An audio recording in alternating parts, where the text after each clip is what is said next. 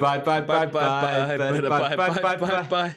Hey. We're speaking quickly. Hello, Jane Raynsford. Hello, listener. Come on, we're running. You're going to have to. Quick. You're going to have to. It's going to be one of those ones where instead of putting it on speed, what's it called? Like 2 times speed or 1.5 times speed in order to, listen to more episodes quicker. You have to actually slow this down because we're going to go really quickly. This is going to be, I think, I don't know, this reference is not going to be helpful, but like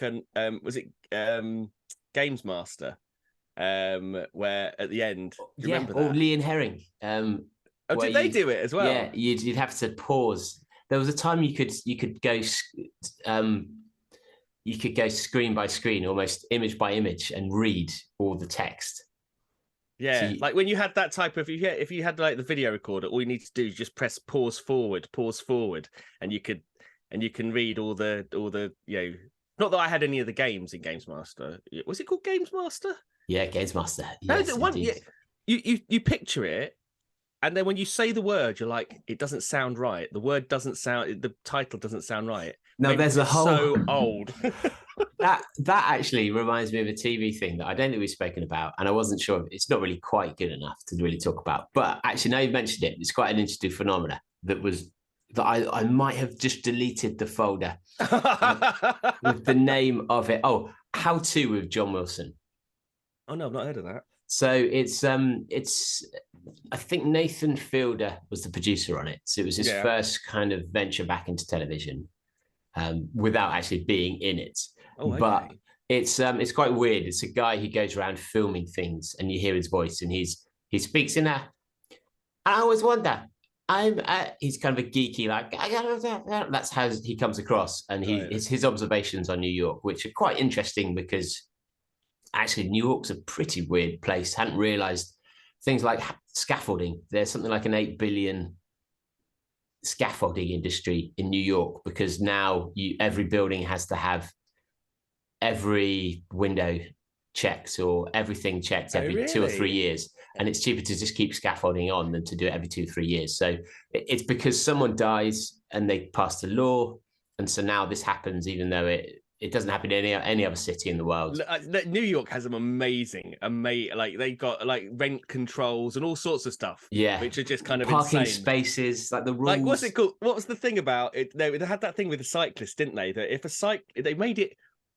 I mean, everyone thinks we're anti-cycling, but this was a ridiculous rule whereby if you were in a bike and you went out of the cycle lane, they could basically like fine you, and so. But there was so many things parked in the cycle lanes that it was almost impossible to do. So I think there was a video once of a guy who just went round cycling only the parking lot, even if there was a car parked there, and he'd crash into the back of cars just to prove the point about it. And one of which was a police car. Brilliant. I bet that ended well. yeah, exactly. I know. Yeah, they changed the law and everything. Everyone lived happily ever after. But this phenomenon where because he'll often go off these quite strange tangents because they're clearly just filming shit and thinking, right, what actually can we use? But one of them, he meets this guy who he has found this phenomena, which he believes shows it's almost a crack in the system between parallel worlds. Okay, why? It's whenever there's these people, he put up posters, these people have come together who've noticed that something they remember from their past is different to how they remembered it. So it could be, for example, if you remembered Toblerone to be Toblerone, and you're like, what? Toblerone is not spelt with an A in it. And you then go back. Is this the Mandela effect? It's called the Mandela effect, isn't it? It's where you.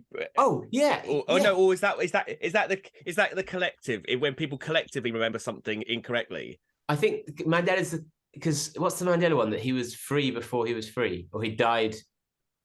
I can't remember what the Mandela. That's the thing. I can't remember what the actual Mandela one was. Ironically, I always remember just the Field of Dreams one because they always use Field of Dreams. It's misquoted. And everyone believes it to be a certain thing, and when you watch it again, it's that's a factoid. A factoid is something which is readily believed to be a fact, but it isn't a fact. But do you know what? I was telling someone that's what factoid meant, because they were using the word factoid to mean small fact, and I'm like, that's not what that's not what it means. That's a fact. But then I looked at the definition, and somewhere there was a definition that's what it was. I was like, but it either means a fact or not a fact. It can't be. It's not like, this is American usage and this is British usage. It can't. It's either right or wrong. You can't like. The first half of the fact is true, but the second half is really wrong. That sounds like every episode. There's some element of truth. There was some element of truth somewhere in there, but we've managed to skirt around it. With a popcorn of false around the kernel of truth. It's how I describe it. But that is brilliant. But I've just made that one. I'm quite proud of that. But that's excellent. Come on, you must have workshopped that. That's no, I wish. That's good. But this was a they then decided they'd come up with, they'd tell all their situations where they'd say, I remember this as being this, and it would be something like there was the slogan for this product was this, not that product, and other people were like, no, it was this product, or something small like that. But they'd all, rather than just saying, oh, maybe we remembered it wrong, they've all decided instead that they're part of this genius, like the people who are in the know, who've realised it's a crack in the system, that it's when when slightly different universes have split. Those are the points at which they've split, and so the parallel universe. Toblerone had a slightly different spelling. Yeah, because all the important things are crossing over there, aren't they? Well, that's the thing. They were all, and it could have been. It wasn't Mandela, but it was something else, where someone was married to someone, or someone who died and they hadn't. That happens all the time, doesn't it? It's like, how many times do you think like Jack Krugman had died from Quincy?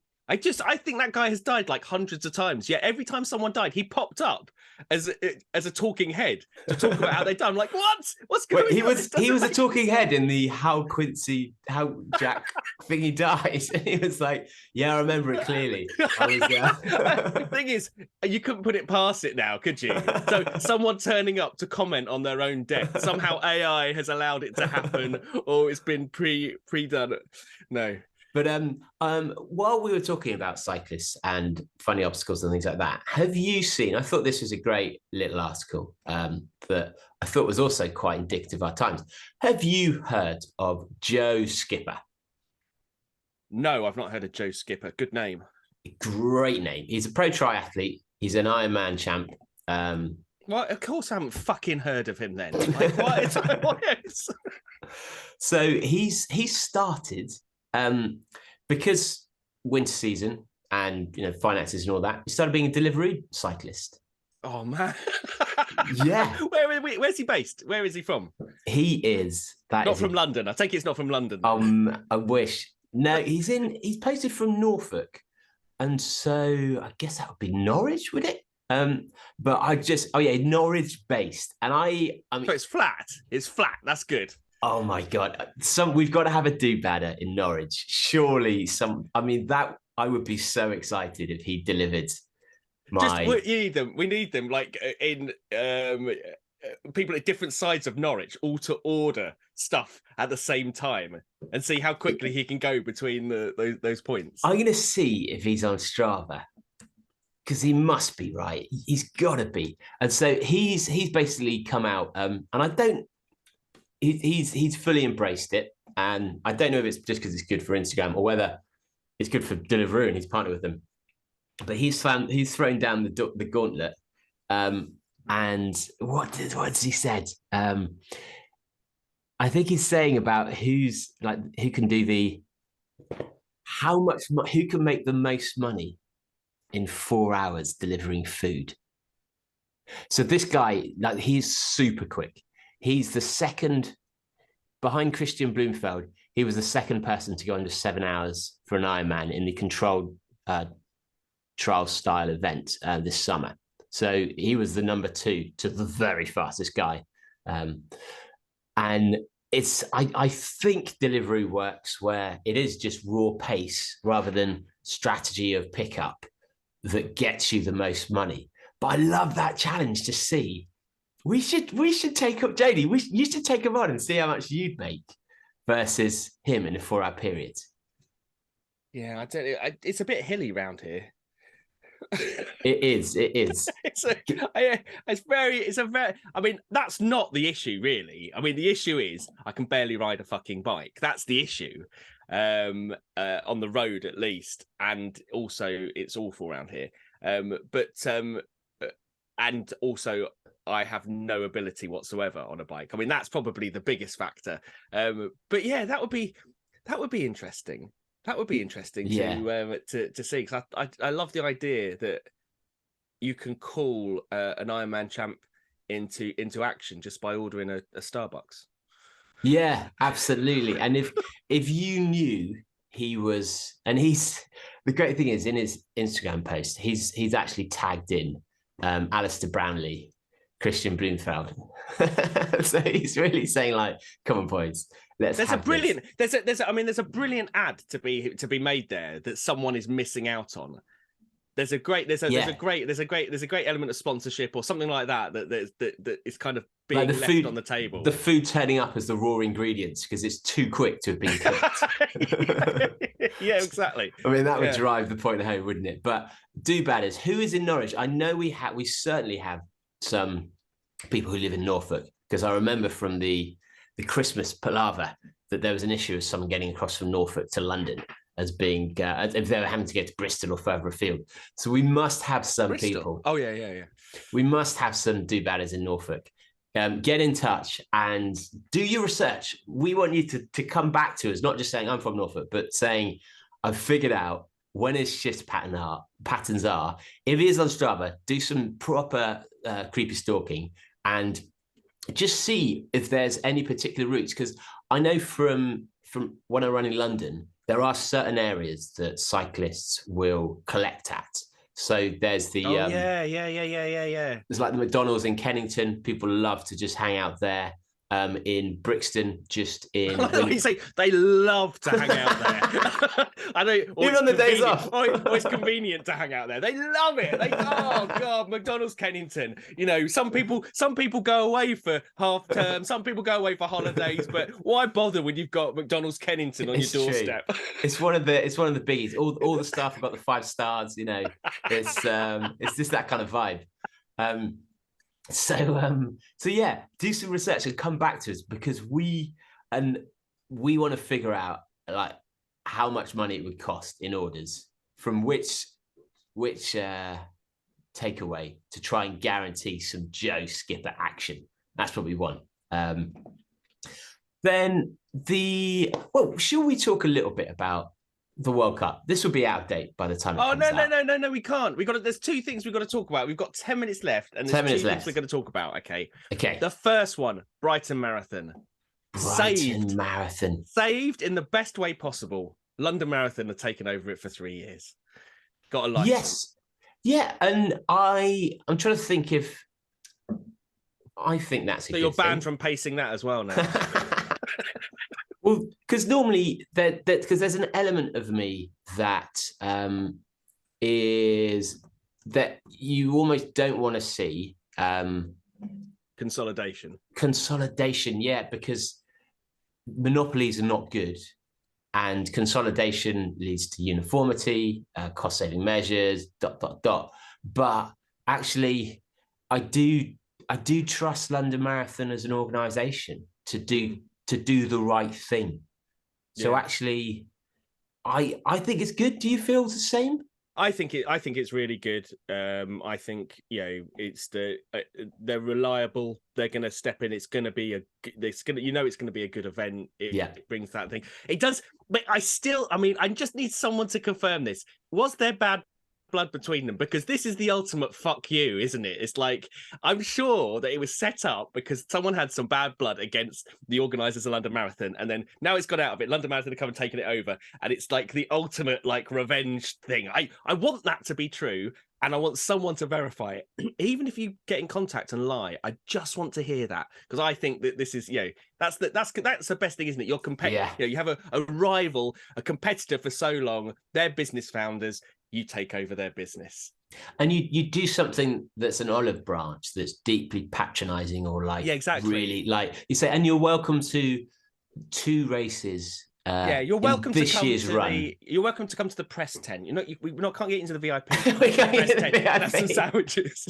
You go to the press tent if you want to report on how much better this year's one is being run. It sounded like they had that meeting with Grounded Events, and they were expecting Grounded Events to go, "Oh, here's our plan for paying everyone back," and Grounded Events to go, "We're not paying anyone back. We haven't got anything."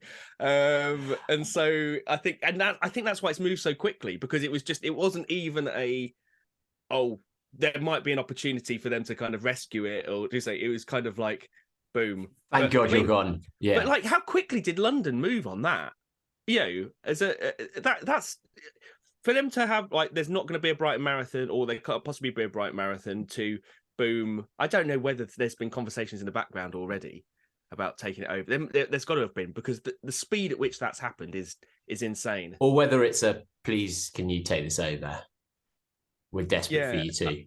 I mean, like, I wonder if there's been some but some waivers of maybe fees or something else. Now, do we have time for a letter from a do-badder that I'd missed off, that while I was unable... go on, do the letter.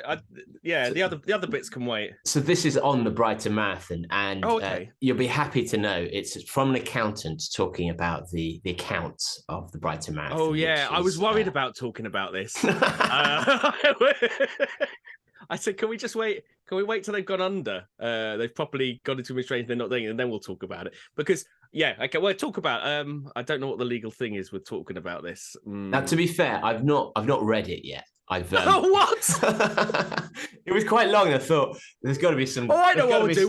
We'll read it live. We'll read it live, and then just hope that. It's so not that we don't trust what you're saying in it. It's just, I suppose you can. We can. That's information that's been gleaned from looking at the accounts. It's from the accounts that are made public. So Luke J, who has not given their full name, possibly because they know the legal ramifications of what we're just about to reveal, and they didn't want to be involved. He said he's not an administrator, but he is an accountant, and was reading the filed accounts for the Grounded Events Company, available publicly here. And they were available up until the 21st of April, but it appears they may have been removed. So he's got So he says, if you look at the balance sheet under retained earnings, it shows a negative £1.3 million losses. The balance sheet position of the company is negative 1.2 million. So they don't have any money, and they haven't for some time, if you look at prior years. So it's not just that they owe, the balance sheet is 1.3, but they actually have losses of 1.2 on the balance sheet. Then the thing that stood out for him is that note 13. Did you pick on note 13 as well, Jody? I did. This says note 13. The key management personnel owe the company £246,000. So that's key management personnel. I like the fact he put KMP in as an acronym to save us time further down the email. I can see it's actually, during the year under review, key management personnel were advanced 32,206 by the company and repaid 5,920. At the balance sheet key date, management personnel owed the company 246,133, which is up from 2020 when it was 218,827. So they we'll say the KMP are likely the directors in this case. Normally the note would just say directors, but they've probably worded it this way to evade our scrutiny. Yeah, they knew because that's what we BBR was do. coming. We go into the accounts. We do.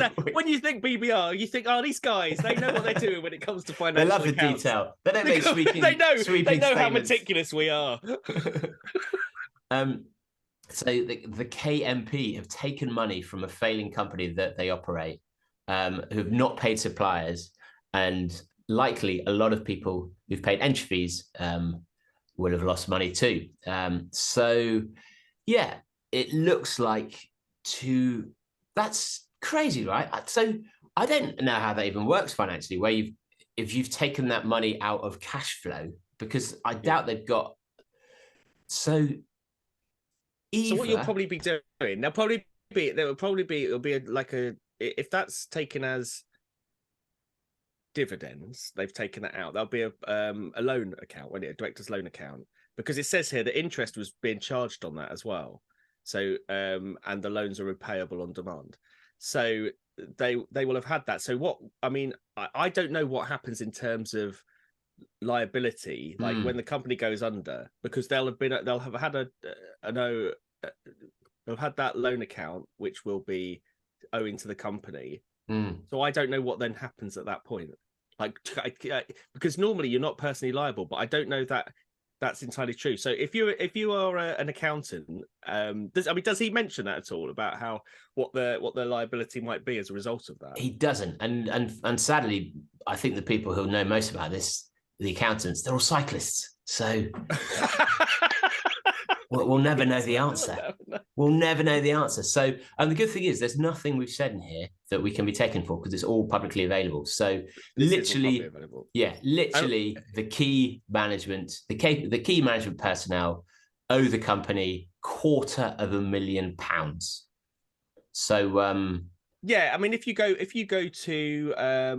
gov.uk and Companies House, you can find it Grounded Events Company Limited, company number 063636. I mean, they were called Grounded Events, right? They probably started off as an airline. It's grounded. Jesus, the clue was just.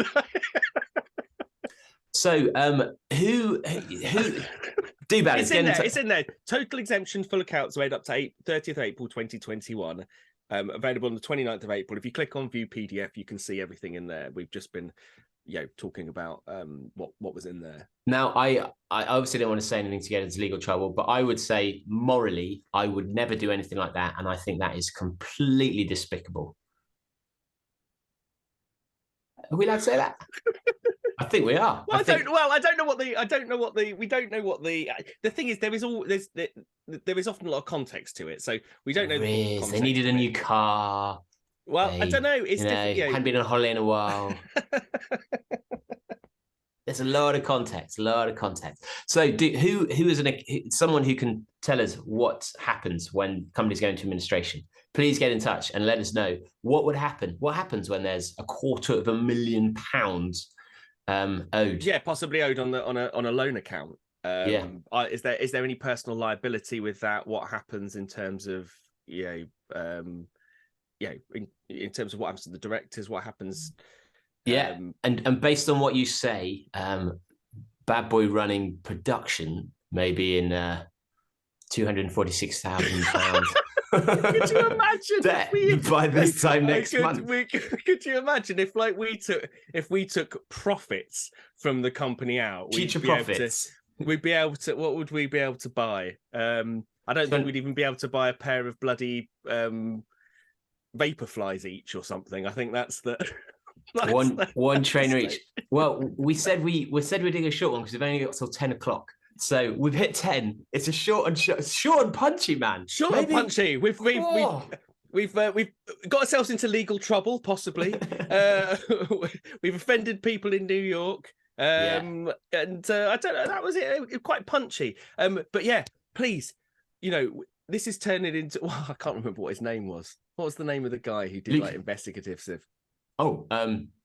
Yeah, Luke. Right, thanks, Luke, for your contribution. Luke Absolutely J. Brilliant. More of that, Luke J. He's but his name's not really Luke, is it? I'm picturing Luke J. He's in the shadows. No.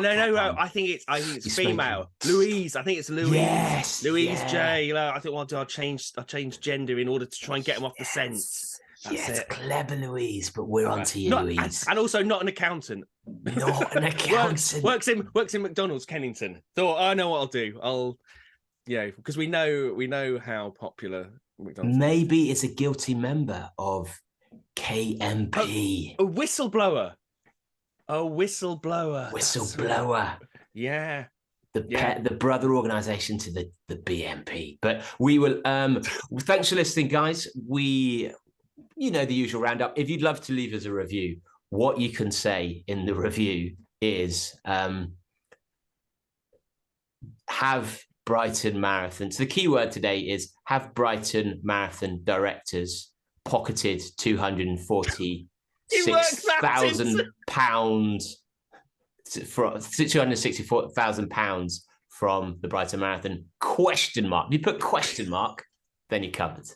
So that's the key word to grab into the review. I don't know if the law works like that by just adding a question mark. Having done media law, I don't think that's how it works. No, because you can say things like, "You, sir, are a liar. You've murdered people," and the inclination suggests it's a question. So it's you, so sir, are an asshole. Is so and so a nonce? Do you want to try that? Do you think sir, are a nonce. You're a nonce. Yeah. Australians. It's impossible for Australians to slander anyone because everything sounds like a question. It's true. Genius. I've been planning this for years. But if you've got any suggestions for guests, let me know. David@badboyrun.com or message on Instagram. If you want to buy merch, head to the merch store.badboyrunning.com. If you want to join the conversation and also defame various people in there, yes, we fully allow that. And if you just head over to Bad Boy Running Podcast, answer 3 questions, and you can join. We'll also post the link to the company's house thing as well, in order to kind of protect us somehow. So we're just to say this is public information. Yeah, and so if someone can actually find out who Luke is as well, so we can just say it was him rather than us. That's how it works. If you're listening to this on the day it comes out, I believe tomorrow we will be recording 5 o'clock in Brewdog, Waterloo. Unscripted, featuring many famous I thought you say faces. unscripted as though that's different from normal unscripted. Yes.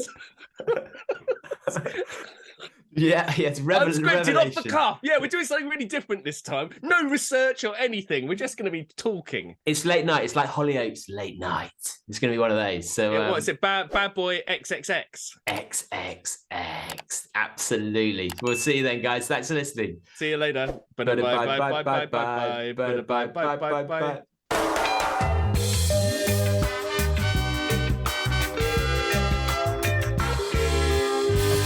Fuck you, buddy.